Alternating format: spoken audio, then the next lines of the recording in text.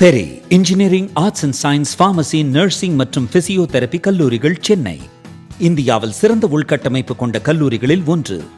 100% வேலை வாய்ப்பினை உறுதி செய்யும் சாதனை. ஆயிரக்கணக்கான பிற கல்லூரி மாணவர்களுக்கும் வேலை தந்த பெருமை. பெரி, எங்கள் கண்களில் உங்கள் கனவுகள்.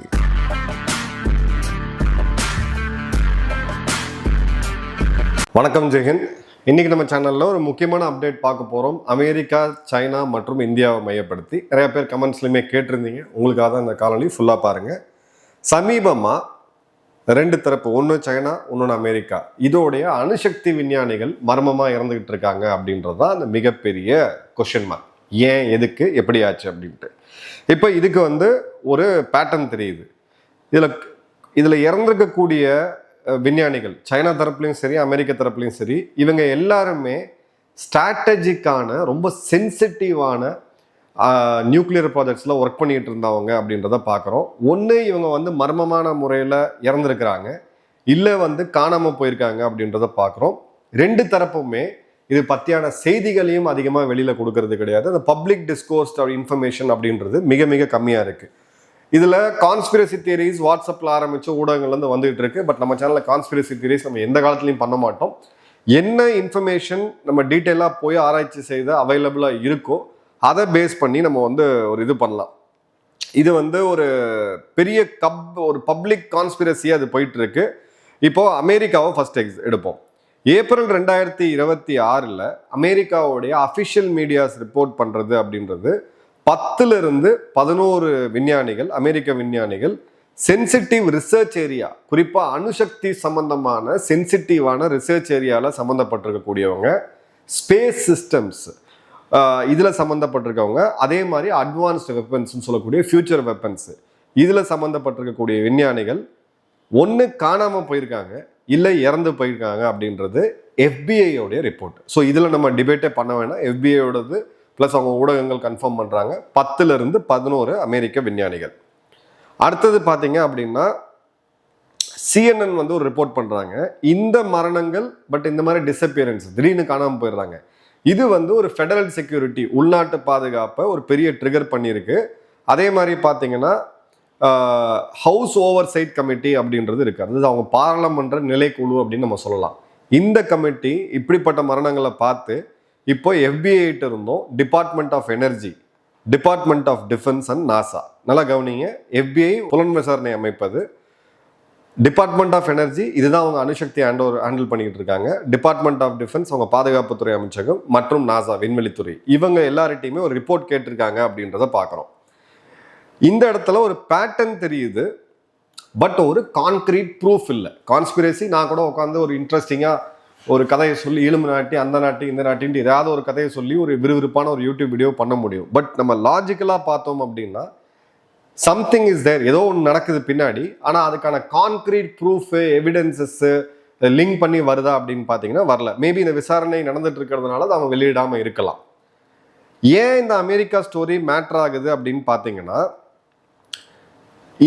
இந்த மரணங்கள் எல்லாமே அமெரிக்காவுடைய ஒரு பெரிய வளையத்துக்குள்ள நடந்துகிட்டு இருக்கு. அந்த பெரிய வளையம் அப்படின்றது என்ன அப்படின்னு பார்த்தீங்கன்னா, அவங்களுடைய அமெரிக்காவுடைய சக்தி அப்படின்னு நீங்க ராணுவம் எல்லாம் பார்த்தாலும் ஃபியூச்சர் டெக்னாலஜி, அடுத்த 30 வருஷத்துக்கு அப்புறம் பயன்படுத்தக்கூடியதை இன்னைக்கு உட்காந்து அவங்க ஆராய்ச்சி பண்ணிட்டு இருப்பாங்க. ஸோ இந்த கிளாசிஃபைடு ரிசர்ச் எக்கோசிஸ்டம் உள்ள இருக்கக்கூடிய இன்சைடு ரிஸ்க், வெளிநாட்டு உளவுத்துறைகள் கொடுக்கக்கூடிய அச்சுறுத்தல், அதே மாதிரி பார்த்தீங்க அப்படின்னா பொலிட்டிக்கல் ப்ரெஷர். ஏன்னா நம்ம பொலிட்டிக்கல் ப்ரெஷரில் விஞ்ஞானிகள்லாம் இப்போ இயங்கிக்கிட்டு இருக்காங்க. அவங்க அமெரிக்கா, சைனா பண்ணிட்டாங்க, நம்ம உடனடியாக பண்ணோம். இன்னமும் பார்த்தீங்கன்னா ஹைப்பர்சானிக் ரக ஏவுகணைகளை அமெரிக்கா இன்னும் சக்ஸஸ்ஃபுல்லாக சோதிக்கவே இல்லை. ஹைப்பர்சானிக் க்ரூஸாக இருந்தாலும் சரி, ஹைப்பர்சானிக் பேலஸ்டிக்காக இருந்தாலும் சரி, அவங்க இன்னும் பின்தங்கி தான் இருக்காங்க. ட்ரோனில் பார்த்தீங்கன்னா இன்னும் பெரிய அளவுக்கு அவங்க படம் காமிக்கல. ஸோ இந்த சயின்டிஸ்ட் மேலே அழுத்தமும் போயிட்டு இருக்கு. ஃபாரின் ப்ரெஷர் இருக்கு, டொமஸ்டிக் பொலிட்டிக்கல் மாஸ்டர்ஸோடைய ப்ரெஷர் அப்படின்றது இருக்கு. ரொம்ப ரொம்ப சென்சிட்டிவான ஏரியா. அதே மாதிரி இன்னைக்கு இன்டர்நெட் என்னதான் சைபர் செக்யூரிட்டியா இருந்தாலும் கிளவுடை பத்தி நம்ம ஏற்கனவே பார்த்தோம். ஸோ இது எதை நோக்கி போகுது அப்படின்றத நம்ம கிளியர் கட்டா பார்க்குறோம். இப்போ அடுத்தது China.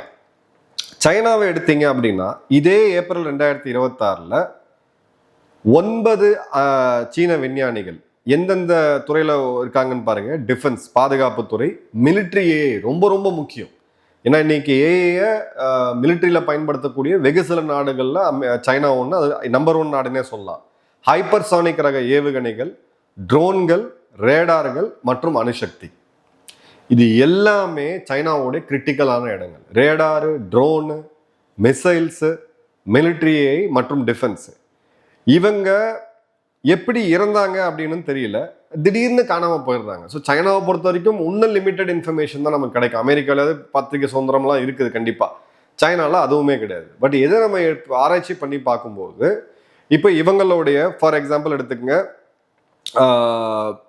National university of defence technology, பாதுகாப்புத்துறை சம்மந்தப்பட்ட தொழில்நுட்பங்களுக்குன்னு பிரத்யேகமாக இருக்கக்கூடிய ஒரு ப்ரெஸ்டீஜியஸ் யூனிவர்சிட்டி சைனாவில்.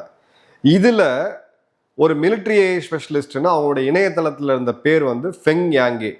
ஃபெங் யாங்கே வந்து அந்த இடத்துல இருக்காரு. ஸோ அதிகாரப்பூர்வமாக அவங்களோட இணையதளத்தில் அவர் பேர் இருக்கு, மேண்ட்ரினில் எழுதியிருக்கிறாங்க. இந்த இடத்துல திடீர்னு பார்த்தீங்க அப்படின்னா 2023 ஒரு சாலை விபத்தில் இவர் இறந்துட்டாரு அப்படின்னு சொல்லி பீஜிங்கோடைய டிராஃபிக் போலீஸ் அவங்களுடைய இதில் பப்ளிஷ் பண்ணுறாங்க. அதன் பிறகு பார்த்தீங்க அப்படின்னா இன்னொரு அஃபிஷியல் வேர்டிங்கில் என்ன சொல்கிறாங்கன்னா, sacrificed is life for while performing a major mission. நாட்டுக்காக ஒரு முக்கியமான ப்ராஜெக்டில் ஒர்க் பண்ணிட்டு இருக்கும்போது அவர் தன்னுடைய உயிரை தியாகம் செஞ்சார். சாலை விபத்தில் நூற்றுக்கணக்கான பேர் இறக்குறாங்க, நம்ம அன்றாடம் பார்த்துட்டு தான் இருக்கோம். அதுக்கும் தேச தியாகத்துக்கும் என்ன சம்பந்தம் அப்படின்ற ஒரு கேள்வி வந்து எழுது. ஸோ இந்த இடத்துல அவங்களுடைய மிக முக்கியமானது அந்த கம்யூனிஸ்ட் பேட்ரியாட்டிசம் தான். ஸோ அந்த இடத்துல இந்த மாதிரி இறக்கக்கூடியவர்களுக்கு தியாகிகளா மார்டியர்ஸ் அப்படின்ற ஸ்டேட்டஸை கொடுத்து நிறையா ஊடகங்களில், சைனா ஊடகங்களில் அவங்க அரசே பப்ளிஷ் பண்ணுறதை பார்க்குறோம்.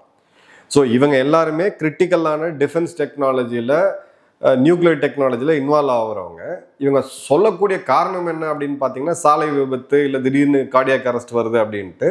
பட் அவங்களுக்கு தியாகிகள், இந்த line of for the country அப்படின்னு சொல்லும்போது தியாகி பட்டம் என்ன, தன்னுடைய உயிரை நாட்டுக்காக துறக்கிறவங்களுக்காக கொடுக்கப்படக்கூடிய உன்னதமான ஒரு இடம் அது, ஒரு உயரிய இடம் அது. அந்த இடத்த எப்படி கொடுக்குறாங்க அப்படின்றத நம்ம பார்க்குறோம். சைனாவோட கேஸ்ல நிறைய சஸ்பிஷன் வந்து வருது. ஏன் அப்படின்னு பார்த்தீங்கன்னா, ஏஐ சம்பந்தப்பட்ட ஹைப்பர்சானிக் வெப்பன்ஸு, ஏஐ சம்பந்தப்பட்ட அட்டாமிக் வெப்பன்ஸு, இதில் சம்மந்தப்பட்டவங்க தான் அதிகமான அளவு கொல்லப்பட்டிருக்காங்க அப்படின்றத பார்க்குறோம்.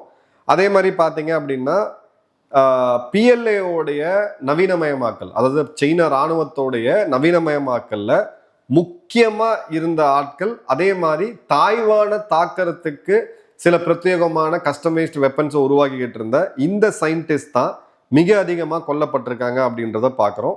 ஸோ இதில் எக்கச்சக்கமான ரூமர்ஸ் வருது, தயவுசெய்து நம்பாதீங்க. கான்ஸ்பிரசி தியரி நம்ம சுஜாதா அவர்களுடைய நாவல் படிக்கிற மாதிரி படித்தோம் அப்படின்னா இன்ட்ரெஸ்டிங். பட் நிஜ வாழ்க்கைக்கு இலுமினாட்டின்ட்டு ஏதாவது நம்ம பேசிக்கிட்டு இருந்தோம் அப்படின்னா அது வந்து வராது, வந்து ப்ராக்டிக்கலாக பார்த்தீங்கன்னா வராது. ஸோ ஃபேக்ட்ஸை பேஸ் பண்ணி தான் பார்க்கணும். இப்போ மூணாவது இந்தியா.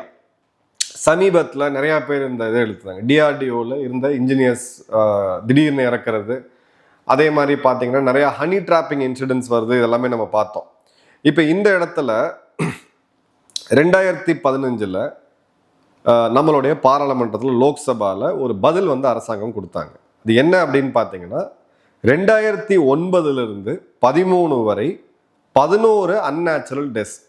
நேச்சுரல் டெத் அப்படின்றது வயது மூப்பாவோ இல்லை ஏதோ ஒரு வியாதி வந்து இறக்குறது. அன்நேச்சுரல் டெத் அப்படின்றது ஒரு ஒரு ஒரு வித்தியாசமான, ஒரு புரிதல் இல்லாத ஒரு மரணம் அப்படின்னே சொல்லலாம். இயற்கைக்கு மாறான மரணம் அப்படின்னு சொல்லலாம். இதில் 9 பேர் சயின்டிஸ்ட்டு அண்டு அதில் 2 பேர் பார்த்தீங்கன்னா நம்மளுடைய டிபார்ட்மெண்ட் ஆஃப் அட்டாமிக் எனர்ஜி சிஸ்டத்தில் ரிசர்ச் ஃபெலோஸா, அதாவது ஆராய்ச்சியாளர்களாக இருந்தவங்க. இது வந்து கவர்மெண்ட் அஃபிஷியலாக சொன்னது. 2009 2013 11 அன்நேச்சுரல் டெத்து அப்படின்றத இவங்க இது பண்ணியிருக்காங்க அப்படின்றத பார்க்குறோம்.